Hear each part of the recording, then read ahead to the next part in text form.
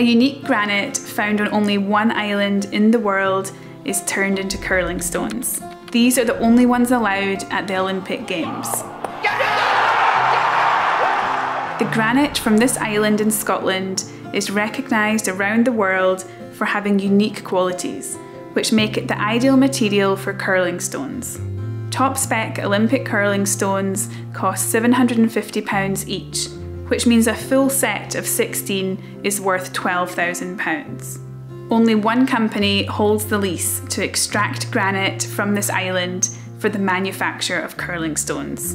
Together, let's join Quays of Scotland and follow the journey of the curling stone, from island to ice.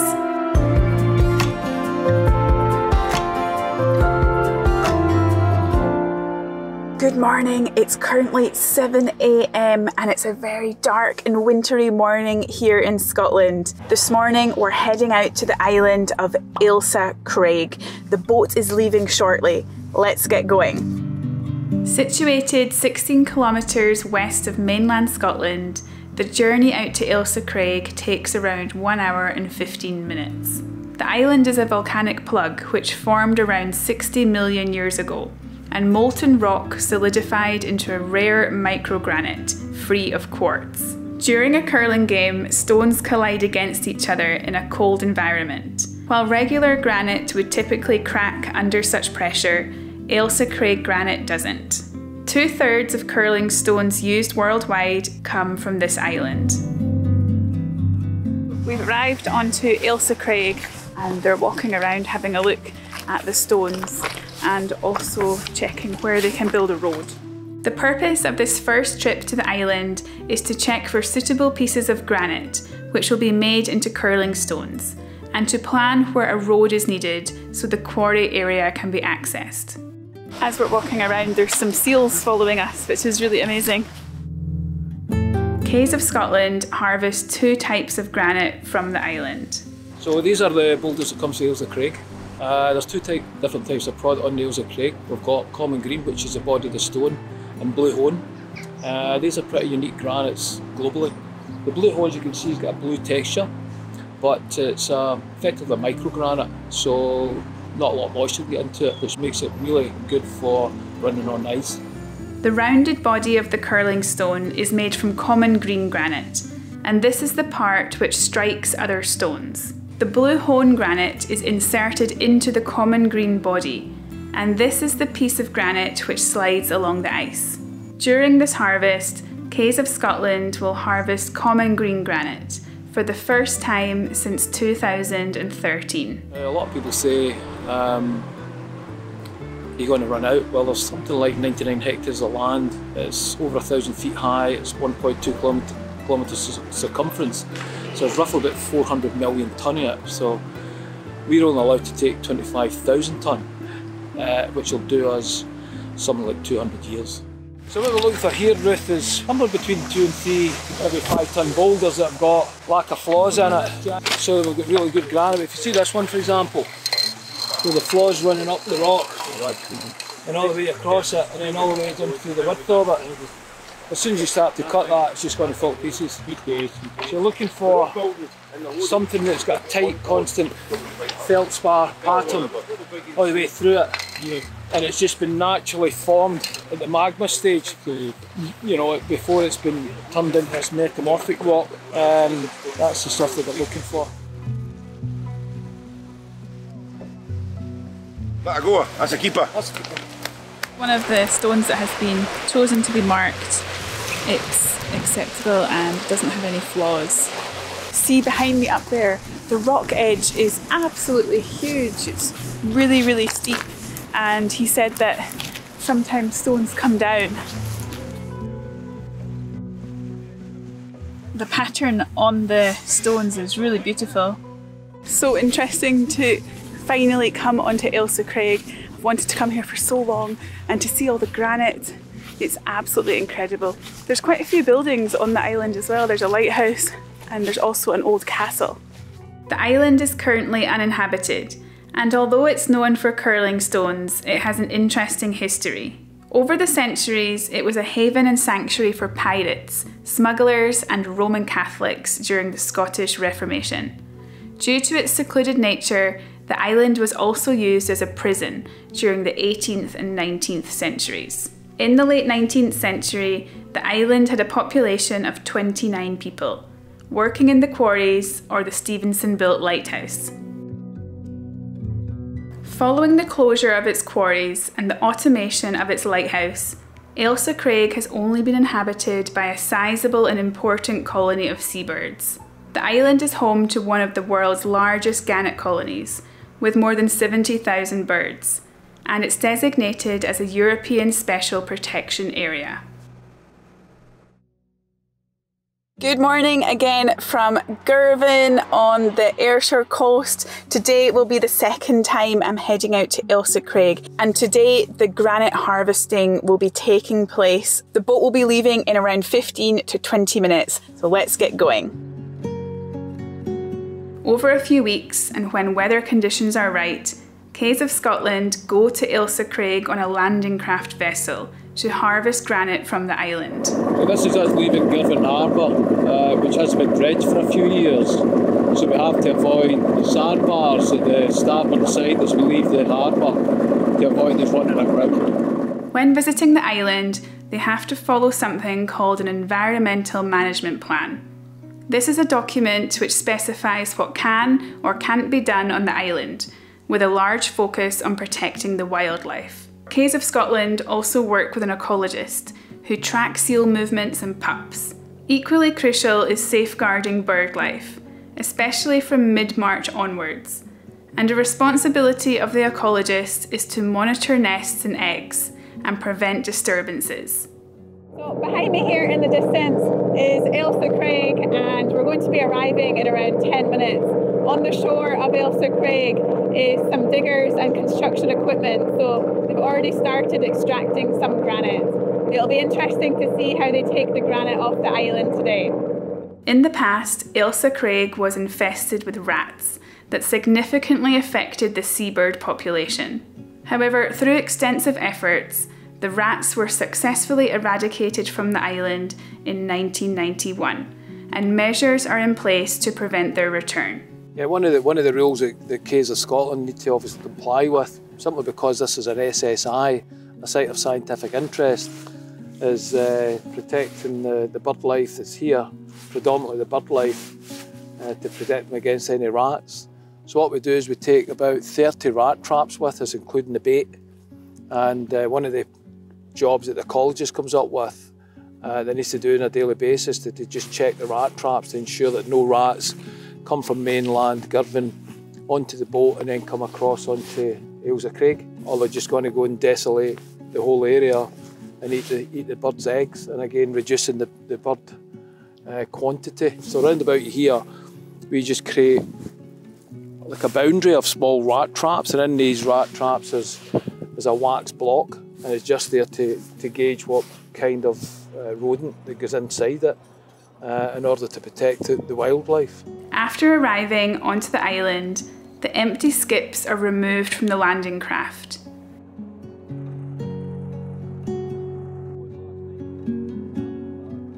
Over here he started picking up the granite, and then that will be loaded into the truck which is about to arrive. Because of the vibrations of the digger and the truck, it's really important to keep an eye on the quarry here for any falling rocks. So since there's no turning place, the other truck has to reverse along the road here to meet the digger.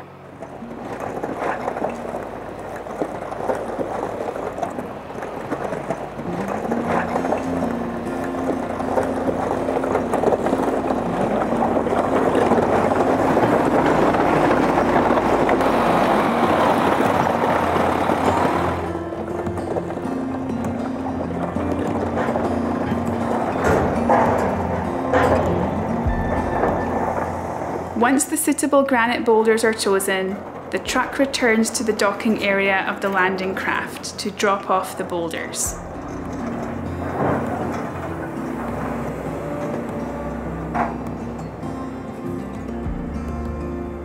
It takes 7.5 minutes to drive back to where the boat was landed near the lighthouse. So they're timing how long it takes for each run and how much tonnage they can bring to the boat every hour. It's really interesting to see the big blocks of granite be put into the truck. They're absolutely huge and they look so, so heavy.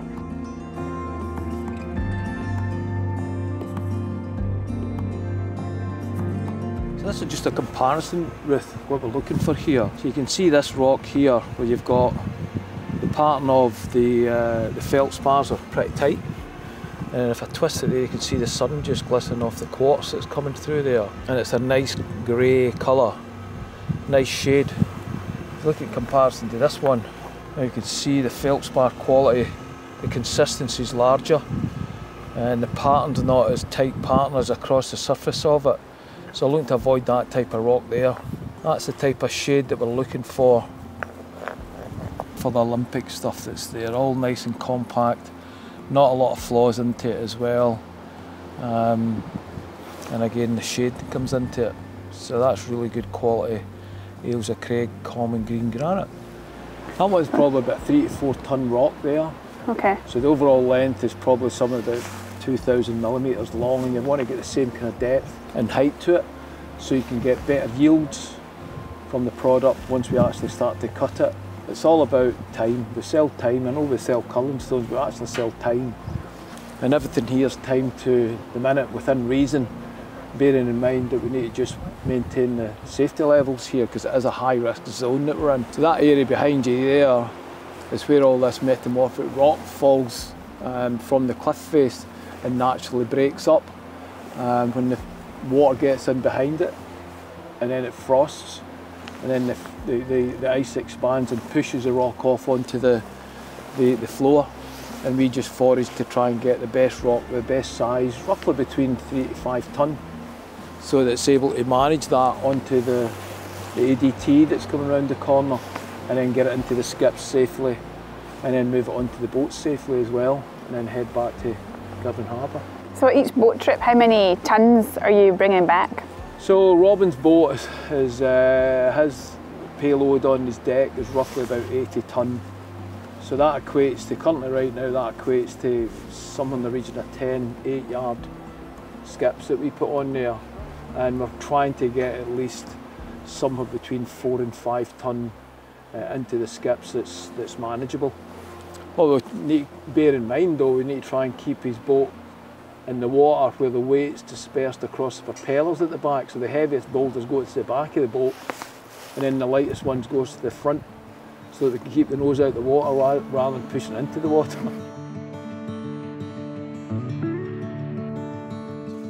Behind me here is where all the big boulders have been dropped off. They're going to do a few more journeys up and down, bringing the granite from the quarry to here, and then they're going to start loading the big boulders onto the skips. Isn't it absolutely incredible that these boulders here behind me are going to be made into curling stones, which might be used in the Olympics?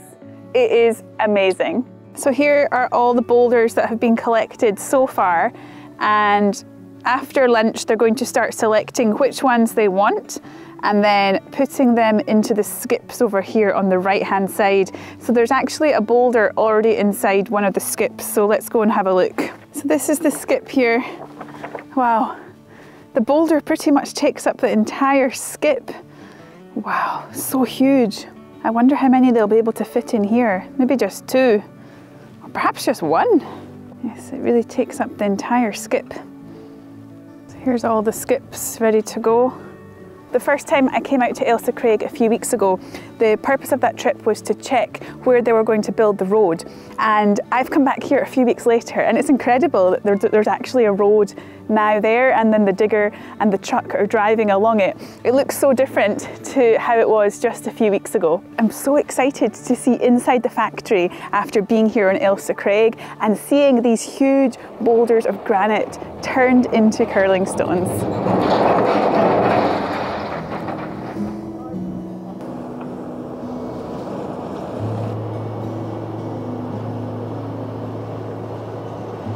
The granite boulders are then placed into the skips and loaded onto the landing craft, which then sets course for Girvan Harbour on the mainland.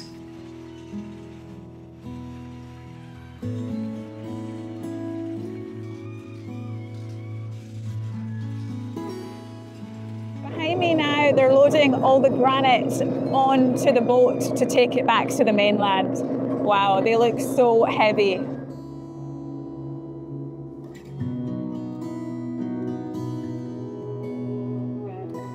Once the granite has been harvested from Ailsa Craig, it's sent to Galloway Granite in Newton Stewart, where it's sliced and cored. So with the cuts over there, how long is it taking for one cut? For the size of block that's on there just now, you'd be looking about 2.5 hours, round about that. Right, and then how long would it take to cut all the slices in that one big piece approximately? For that big piece, it could be on there 2 days. Wow. Aye, to do the whole thing. Why do you use the water? It just keeps the wire cool and keeps the dust down. Otherwise, it tends to heat up the steel rope and then it sort of deteriorates. What's this one you have here? This is the way the slabs come off the wire saw, and then they go round to the core drill to get drilled out. So we mark them up where we want to take the cores out so we avoid any cracks or anything like that. And then that's it comes off the drill like that, and that's it ready to be knocked. They're knocked out of the slab. It takes approximately 7 minutes to cut a single core, resulting in round pieces which are called cheeses.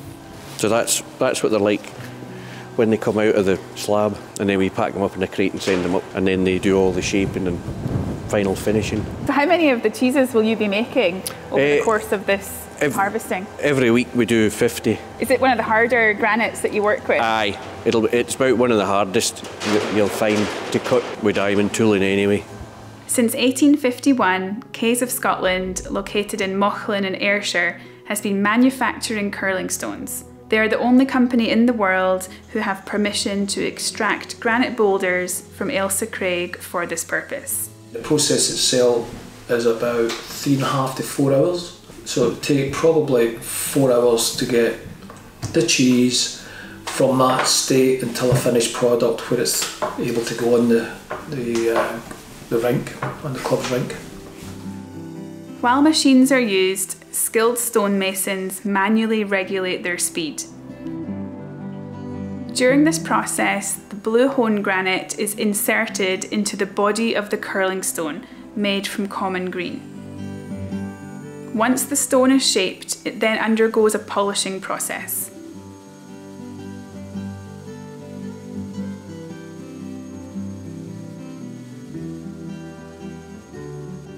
The running surface, which influences the stone's curling ability, is crafted by a stonemason to create the necessary friction between the stone and the ice. Yeah, there's a maximum weight, again that's determined by the curling authorities as well as the World Curling Federation, a weight of about 18.1 kilograms. And then once you put the handle on it, it's roughly about 500 grams to put on it, but the actual criteria that's applied, you could probably take that up to 19 kilograms. 44 pounds, and then you could use that in ice globally.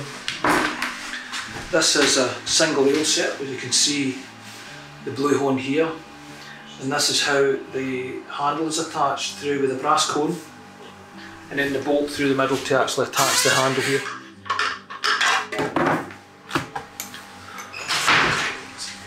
So that'd be side A, and then you can turn it around using side B. This is a double ale set, so you get a single ale set and a double ale set. So you just turn around the stone and then put the handle back into it.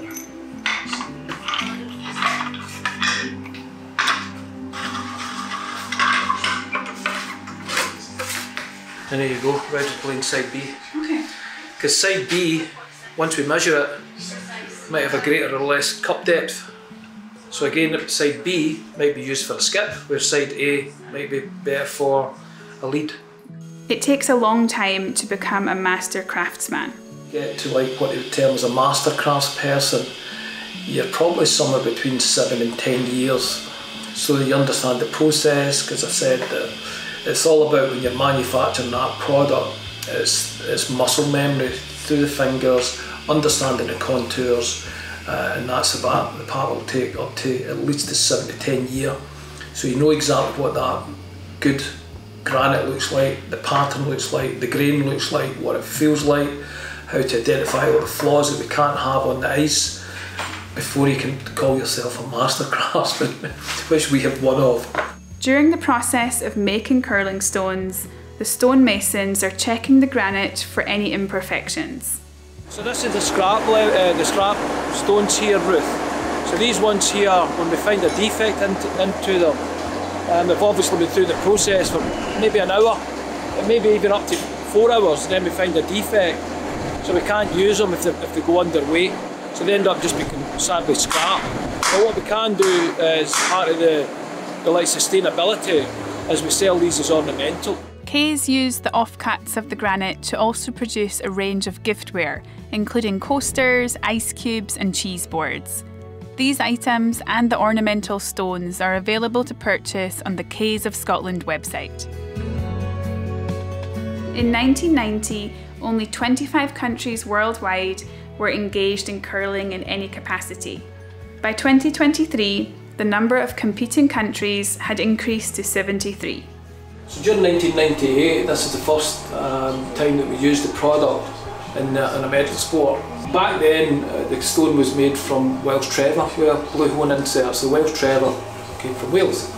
And it wasn't until 2006 that actually Ailsa Craig stone was used along with the blue hone.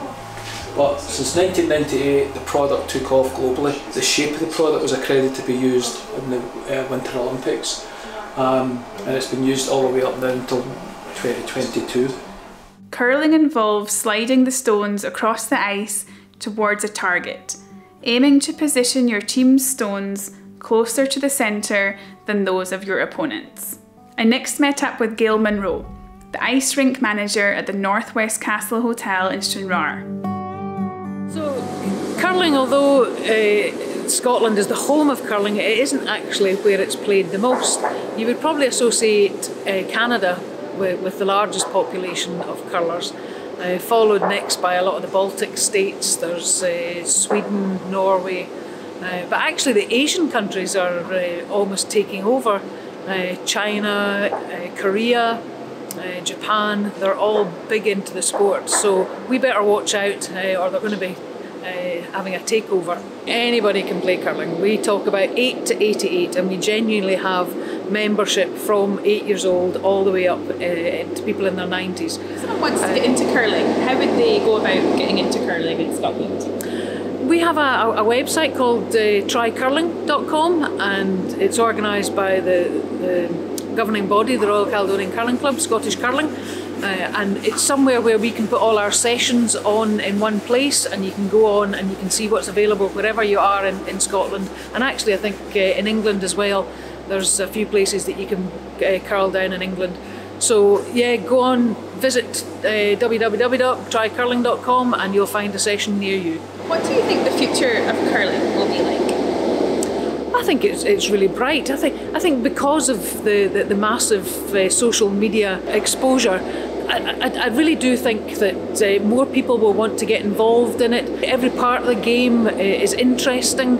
You know, it's really physical. It's also really challenging mentally. The strategy side of things. You know, it ticks an awful lot of boxes. It's not just about sport. Here at the Northwest Castle Ice Rink, are you using the Ailsa Craig curling stones? Indeed we are. We got new stones, I think it was about 8 years ago, from Kays of Mauchline, and we're very proud to use them. So it's not just one piece of Ailsa Craig, it's two. So I can show you. The outer body is the common Ailsa, and when we tip it over, we can see the blue hone Ailsa. We know that this is really, really good as a striking band. It doesn't perish, and this is really waterproof, so the water doesn't permeate into the granite here. So that's great for running on the actual ice surface. The cost of curling stones can be quite an investment to purchase a whole new set. So when you got the stones a few years ago, did you do fundraising or did you have to save up for many years to get the stones? We were very lucky to work with World Curling Federation and also Scottish Curling, and we were able to pay them up through an investment there over a 5-year period, which really helped us at the time. We couldn't have afforded to have done it all in one So yeah, over the 5 years we got new stones. The lifetime of a curling stone is about 25 to 30 years. They start off at 44 pounds in weight, and they're allowed to go down to as little as 39 pounds. So with wear and tear and some reprofiling, you would expect to get 20 to 25 years out of a curling stone. It's the best story, the toughest of histories, and I think it's just testament to the Wiley family for seeing it this far, to keep this 174-year-old iconic business. And it's not just about them, it's about the community also. They can recognise the connection back to taking a lump of rock for Ailsa Craig, manufactured through Mauchline, and then it ends up on the Olympic stage. You can argue that Mauchline has won every gold, silver and bronze medal since 1998, when it became the first medal sport in the Winter Olympics.